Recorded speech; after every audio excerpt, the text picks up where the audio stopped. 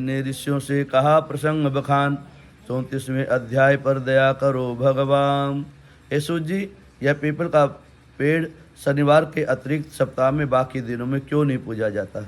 सूत जी ने कहा, समुद्र मंथन करने से जो रत्न देवताओं को मिले उनमें से देवताओं ने लक्ष्मी और कौस्तुभमणि भगवान विष्णु को दे दी। विष्णु भगवान जब श्री लक्ष्मी जी से विवाह करने के लिए तैयार हुए तो लक्ष्मी जी ने कहा, हे प्रभु, जब तक मेरी बड़ी बहन का ब्याह नहीं हो जाता है आप मुझे छोटी से कैसे ब्याह कर सकते हो? इसलिए आप पहले मेरी बड़ी बहन का ब्याह करा दीजिए, बाद में मुझे ब्याह कीजिए, क्योंकि यह प्राचीन नियम है, पहले बड़ी फिर छोटी। सूत जी बोले, लक्ष्मी जी के ऐसे वचन सुनकर भगवान विष्णु जी लक्ष्मी जी की बड़ी बहन का ब्याह उद्दालक ऋषि के साथ कर दिया। वह अलक्ष्मी कुरूपा थी, उसका बड़ा मुख, चमकते हुए दांत, वृद्धा के समान शरीर, बड़े बड़े नेत्र, रूखे बाल थे। महर्षि उद्दालक भगवान विष्णु के आग्रह पर उनसे ब्याह करके वेद मंत्रों से ध्वनि से गुंजाते हुए अपने आश्रम पे ले गए। वेद ध्वनि गुंजित और पूजा भजन हवन करते हुए पवित्र धुएं से सुगंधित उस ऋषि के मनोहर आश्रम को देखकर वह दरिद्रा बहुत दुखी हुई। उसने महर्षि उद्दालक से कहा, हे ऋषि, इस आश्रम में वेद ध्वनि हो रही है, पूजा पाठ हो रहा है, कीर्तन होता है, अतः यहाँ स्थान मेरे रहने के योग्य नहीं है, इसलिए तुम मुझे किसी दूसरे स्थान पर ले चलो। उसकी बात सुनकर उद्दालक मुनि ने कहा कि तुम यहाँ पर क्यों नहीं रह सकती और तुम्हारे रहने योग्य दूसरी जगह कौन सी है, यह मुझे बताओ। अलक्ष्मी ने कहा, जहाँ पर वेद की ध्वनि होती हो, अतिथियों का सत्कार होता हो, यज्ञ आदि होते हों, उस स्थान पर मैं कभी नहीं रह सकती। जहाँ पर पति पत्नी आपस में प्यारे हों, पितरों के निमित्त यज्ञ होते हों, देवताओं का पूजन होता हो, वहाँ पर भी मैं नहीं रह सकती।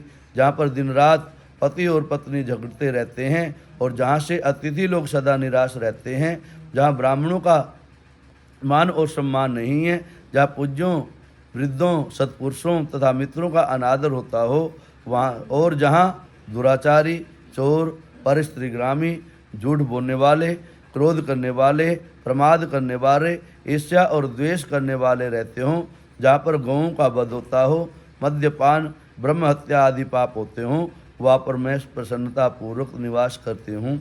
सूत जी ने कहा, इस प्रकार अलक्ष्मी के वचन सुनकर उद्दालक का मन बड़ा खिन्न हो गया। वह इस बात को सुनकर चुप रहे। थोड़ी देर तक चुप रहने के बाद उन्होंने कहा कि अच्छा, तुम्हारे लिए ऐसा ही स्थान खोजता हूँ, अतः मैं जब तक तुम्हारे लिए ऐसा स्थान ढूंढ कर लाऊं तब तक तुम इसी पीपल के नीचे चुपचाप बैठ जाओ।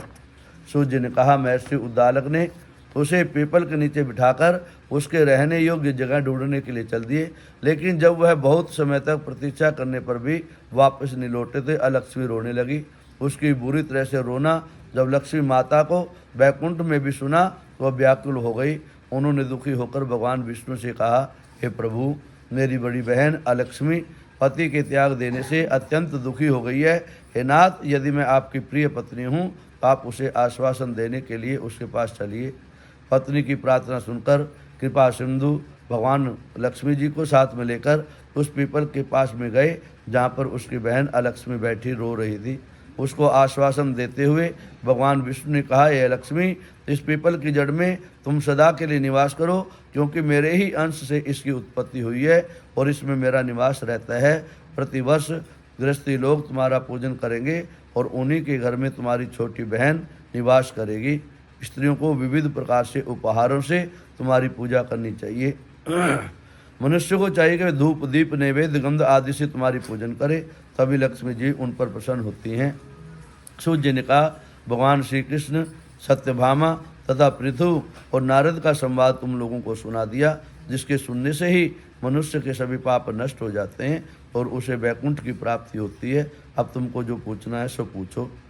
सूत जी की बात सुनकर शौनकादि ऋषियों ने महर्षि से कहने लगे। थोड़ी देर प्रसन्न और चित्त वहाँ पर बैठे रहे।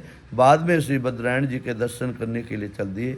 जो प्राणी इस कथा को सुनता है, दूसरों को सुनाता है, तो संसार के संपूर्ण सुखों को भोगते हुए अंत में वैकुंठ धाम को प्राप्त होता है। बोलो विष्णु।